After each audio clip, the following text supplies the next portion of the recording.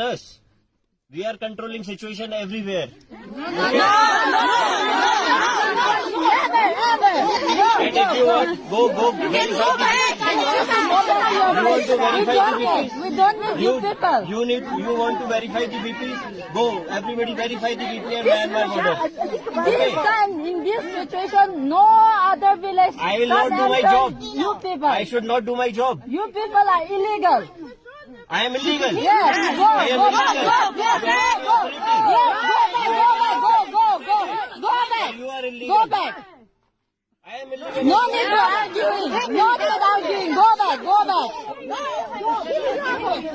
Go back. No need to talk.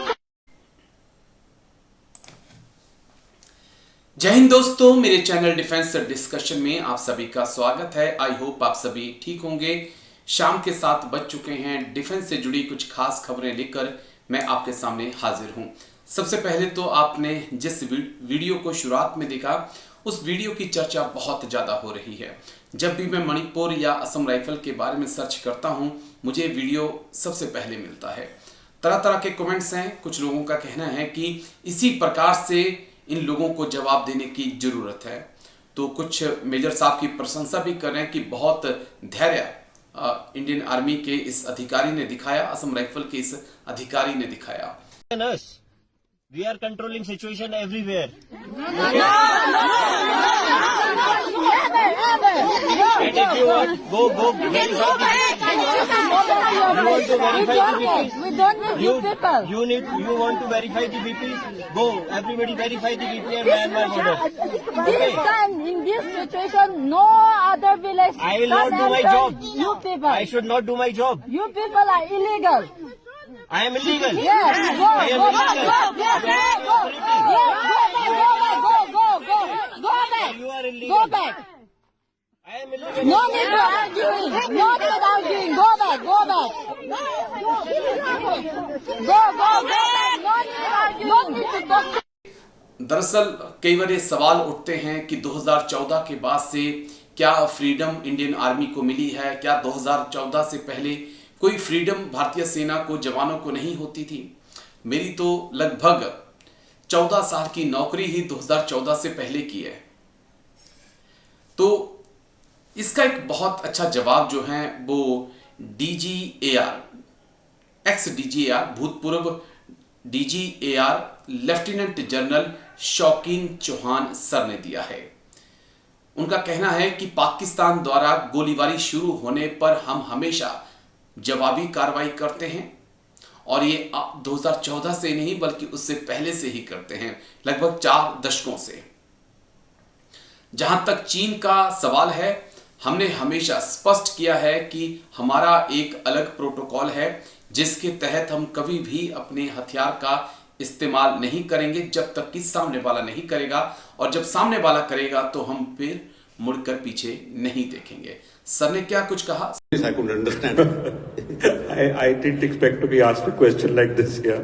But I've been in Ladakh and I've dealt with these situations. And we are quite clear, Prabhu, how to deal with the Chinese and how to deal with the Pakistanis.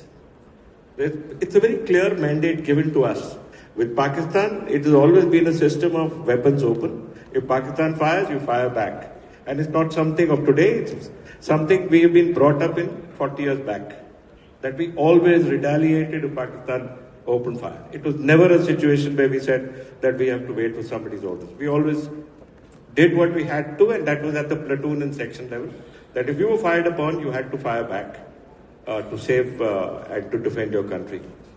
As far as the Chinese were concerned, we were always very clear that with the Chinese, we would have a separate protocol.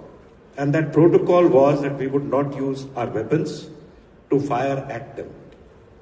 After 1962, then 1967, when we had that Chola incident, there we have not used our weapons, but at the same time, we carry our weapons, we carry our ammunition, and we are ready to fire if they open fire. So this situation of Ladakh was that the tanks were moving up. We were not sure whether they had ammunition in them. So we also... I just want to play, because what he got the instruction. चलिए आगे बढ़ते हैं। मणिपुर में Assam rifle पर सवाल खड़े किए जाते हैं और किए जाएंगे भी और किए जाते रहे हैं, लेकिन असम राइफल अपना काम करती रही है, आगे भी करती रहेगी।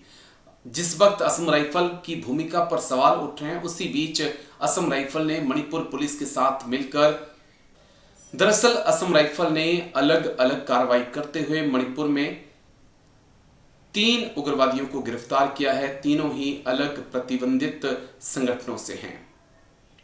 तो जिस वक्त आप सवाल बेशक खड़े करते रहिए, लेकिन असम राइफल अपना काम करती है। दोस्तों, बेशक मणिपुर में असम राइफल और सुरक्षा बलों पर कितने भी सवाल उठा लिए जाएं, लेकिन इस बात को नहीं नकारा जा सकता कि लगातार असम राइफल जो है मणिपुर और दूसरे राज्यों में जो आतंकवाद है उस पर लगाम लगाने में लगी हुई है। असम राइफल, मणिपुर पुलिस ने इम्फाल पूर्व, इम्फाल पश्चिम, धोबल जिलों में अलग अलग अभियान के दौरान विभिन्न भूमिगत संगठनों के 3 सक्रिय सदस्यों को गिरफ्तार किया। सुरक्षा बलों ने इम्फाल पूर्व जिले के लामलाई पुलिस थाने के अंतर्गत फाकनुंग अवाई लेईकाई से एक प्रतिबंधित संगठन के कैडर को गिरफ्तार किया। सुरक्षा बलों ने रविवार को एक अन्य अभियान में थोबल जिले के थोबल पुलिस थाने के याई रिपोक लामखाई इलाके में एक और संगठन के कैडर को पकड़ा है। कल ही सुरक्षा बलों ने इम्फाल पश्चिम जिले के बगवाई पुलिस थाने के प्रतिष्ठित संगठन के एक कैडर को उसके घर से गिरफ्तार किया। उसके पास से एक 9mm का पिस्टल और एक मैगजीन, 9mm गोलियों के 4 राउंड और एक मोबाइल फोन और एक सिम भी जब्त किया गया। चलिए दोस्तों, आगे बढ़ेंगे। अब खबर उड़ीसा से मैं आपको दिखाऊंगा, जहां पर एक सेना के जवान को एक यूट्यूबर की हत्या के मामले में गिरफ्तार किया गया है। ये बहुत चौंकाने वाला मामला है दोस्तों। एक छोटे से विवाद के लिए एक फौजी ने, जो छुट्टी आया हुआ था, अपने 2 भतीजों के साथ मिलकर एक बसा बसाया घर उजाड़ दिया, एक यूट्यूबर्स की हत्या कर दी। दोस्तों, उड़ीसा की राजधानी भुवनेश्वर में एक यूट्यूबर की हत्या के आरोप में एक फौजी को गिरफ्तार किया है। आप चौंकिएगा मत, यह मामला बेहद चौंकाने वाला है। 32 वर्षीय एक यूट्यूबर की कथित तौर पर चाकू मारकर हत्या कर दी गई थी। पुलिस ने रविवार को यह जानकारी दी।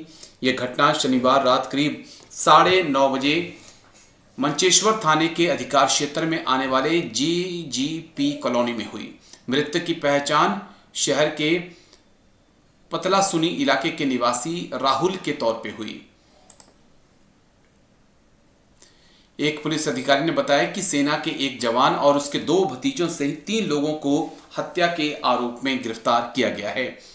उन्होंने कहा कि राहुल की शादी कुछ महीने पहले हुई थी। उस पर नशे में धुत तीनों लोगों के साथ कहासुनी के बाद धारदार हथियार से हमला कर दिया था।